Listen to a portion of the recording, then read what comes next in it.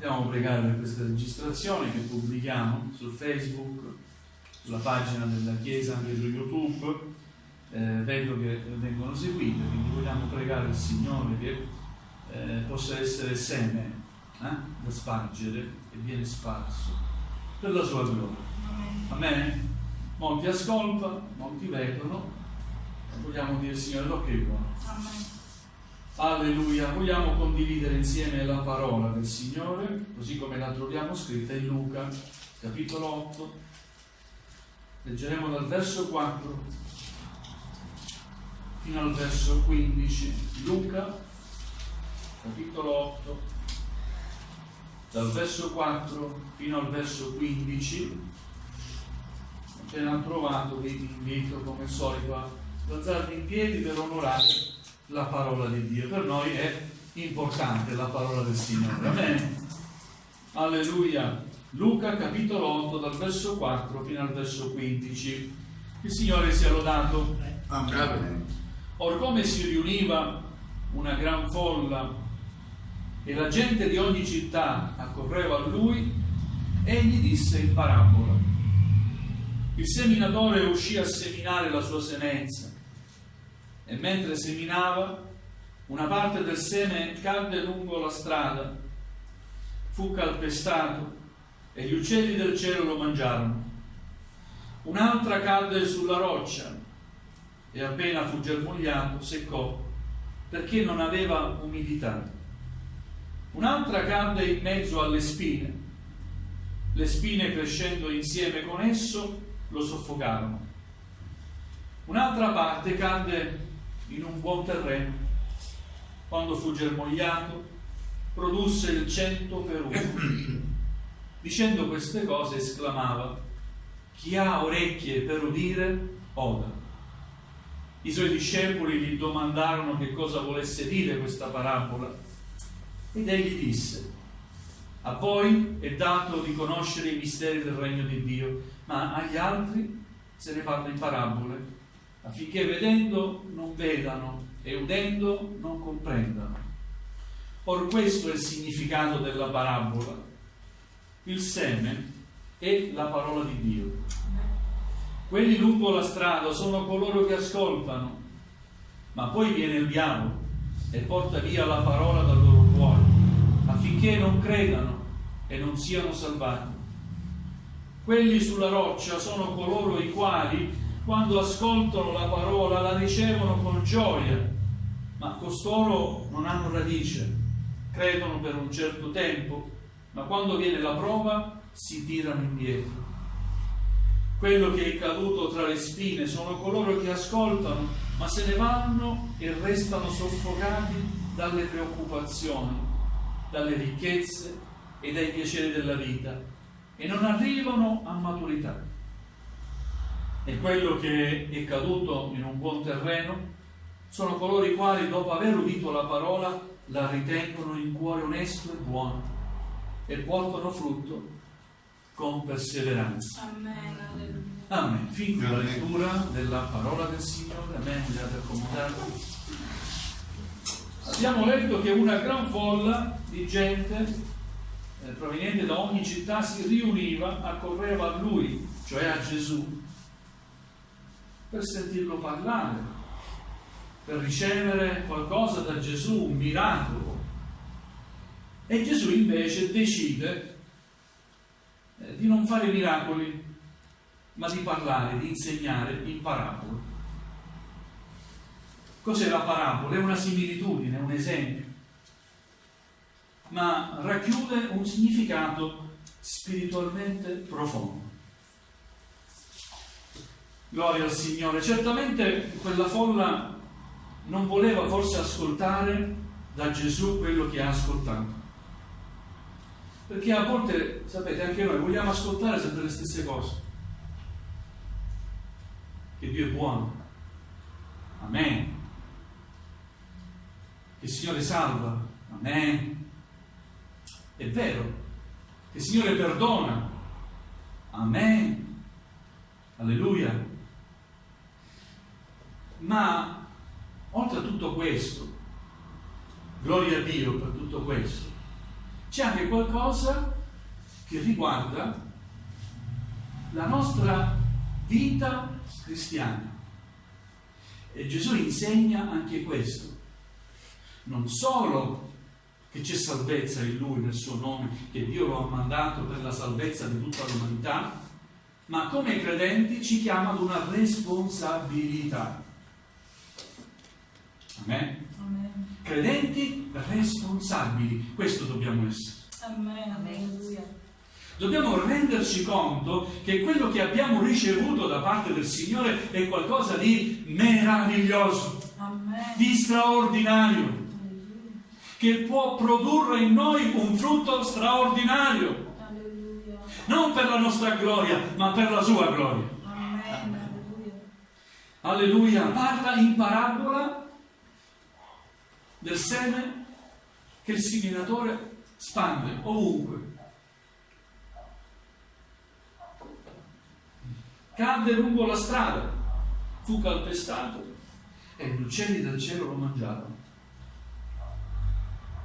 Cadde sulla roccia, appena fu germogliato seccò perché non aveva umidità. Un'altra cadde in mezzo alle spine crescendo insieme con esse lo soffocarono e poi cadde anche in un buon terreno. Che tipo di terreno siamo noi? Che terreno sono io? Sono terra, siamo terra, ma la terra è diversa, c'è terra e terra. In sostanza Gesù descrive la diversità di ognuno di noi, la diversità che c'è nel suo popolo visibile, nella sua chiesa visibile. Siamo diversi. Amen? Abbiamo ricevuto tutti il seme della parola di Dio, altrimenti non saremmo qui. Amen. Amen? Alleluia. In qualche modo qualcuno ci ha parlato di Gesù. E quando qualcuno ci ha parlato di Gesù, del suo sacrificio, del sangue che Gesù ha versato sulla croce per la nostra salvezza, quel seme è entrato dentro di noi. E il seme deve penetrare nella terra, altrimenti non può andare avanti, non può germogliare. Dove cade, in quale terra? Io non lo so. So solo che Dio sa ogni cosa e conosce ognuno. Amen? Alleluia. Una cosa è certa, la terra produce sempre qualcosa. Dove lavoro io c'è un campo dove scarichiamo, no? Di terra battuta, sembra strano, ma anche lì ho visto che cresce erba selvatica. Tutta la pioggia che c'è stata nasce erba. Non immaginavo che potesse nascere vegetazione, perché terra battuta, eppure l'acqua produce sempre nutrimento, in qualche modo fa produrre la terra. Certo, l'erba selvatica non serve a niente, già la vita si sta organizzando per farla togliere a qualcuno. L'erba selvatica non serve a niente. Quello che è utile invece è qualcosa che porti frutto, vero? Siamo come alberi piantati presso i rivi d'acqua, dice il Salmo. Amen? Gloria al Signore. Quella folla forse non voleva ascoltare questo messaggio da parte di Gesù. Però Gesù ha deciso che quella folla dovesse ascoltare questo insegnamento in quel modo, in parabole. Tanto che i discepoli gli chiedono: Signore, ma cosa vuol dire questa parabola? E Gesù dice: a voi è dato di conoscere i misteri del regno di Dio, ma agli altri non se ne parla che in parabole, affinché vedendo non vedano e udendo non comprendano.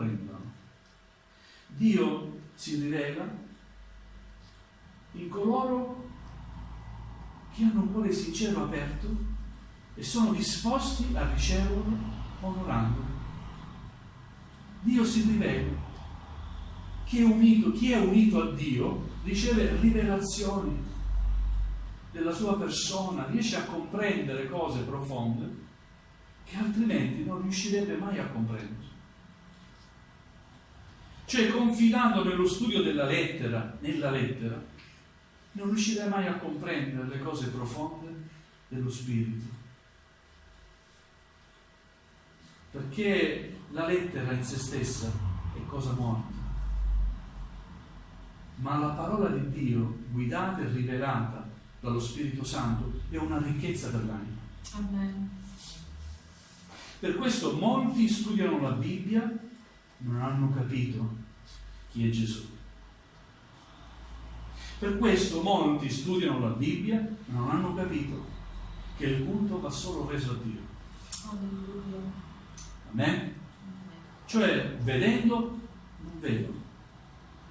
E pur avendo capacità di ascoltare e di comprendere, non riescono a comprendere, perché sono chiusi riguardo alle cose dello Spirito.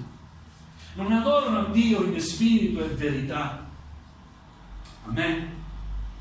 Gloria al Signore. Ma a voi è dato di comprendere, voi che mi state seguendo, che condividete con me questo tempo del mio ministero. Insomma, Gesù sta parlando così ai suoi discepoli: io vi rivelo ogni cosa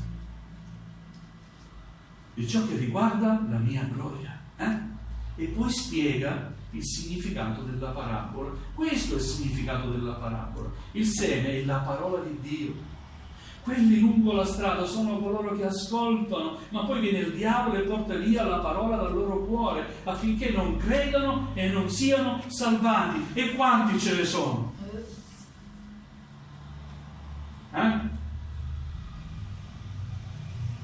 Il diavolo viene per rubare. Ma ci rendiamo conto che la salvezza non è fare un bagno nell'acqua, nella piscina, nel fiume? Ma ci rendiamo conto di questo, fratelli e sorelle? Ci rendiamo conto che abbiamo accettato Gesù Cristo il Signore, che abbiamo a che fare con Dio e non con un uomo? Non ci rendiamo conto che non bisogna giocare con il peccato? E questo è niente. E quest'altro è niente. E che fa se non vado in chiesa e invece vado in un altro posto? E che fa? Ascolta quello che ti dice il fratello Marco. Fa. Sembra che non fa, ma a poco fa. Perché il diavolo viene a poco, in modo non evidente, per rubarti il seme che ti è stato messo dentro, e riesce a rubarlo. Quelli lungo la strada sono coloro che ascoltano, ma poi viene il diavolo e porta via la parola dal loro cuore, affinché non credano e non siano salvati. Ci sono credenti che non credono, ci sono credenti che si professano credenti e non credono. Sembra strano. Quelli sulla roccia, il seme cade anche sulla roccia. Sono coloro i quali, quando ascoltano la parola, la ricevono con gioia. All'inizio, che bello! Che bello! Ho ascoltato il messaggio della parola di Dio e mai nessuno mi ha parlato in questo modo. Sono andato ai piedi, ho pianto, ho chiesto preghiera, mi sono state imposte le mani. Che bello! E dopo? E dopo quella serata, quell'ora, e dopo devi continuare a camminare o no? Per quella via che ti è stata presentata, o no, fratelli e sorelle? Sei chiamato a essere responsabile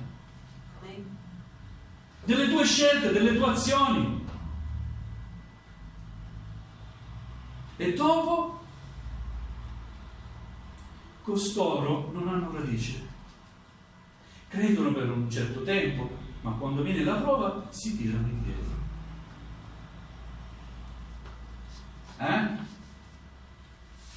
E come dice Gesù, chi ha orecchie per udire, oda. E adesso io non scendo proprio nei particolari, perché sa che chi vuole comprendere, comprende. Chi ha orecchie da udire, oda. E l'Apocalisse dice ciò che lo Spirito dice alla Chiesa.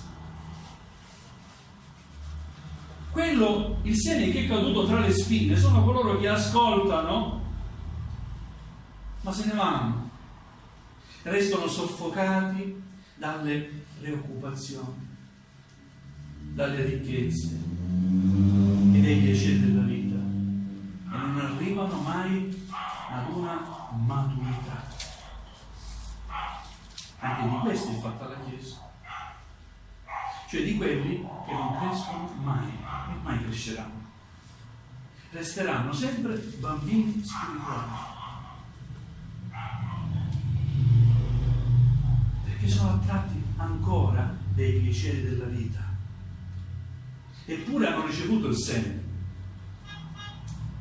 ma continuano ad essere attratti dai piaceri della vita, dalle preoccupazioni. Se hai incontrato Gesù, sai che di Lui ti puoi fidare. O no? Amen. Se hai incontrato Gesù, lo conosci, sai che quello che dice Lui lo fa. Amen. Alleluia. Perché continuare ad essere preoccupato? Alleluia. Ma hai incontrato Gesù? Alleluia. Quando quella volta sei venuto avanti da quell'appello di salvezza e hai pianto, ma hai incontrato Gesù o è stata emozione? Hai incontrato Gesù?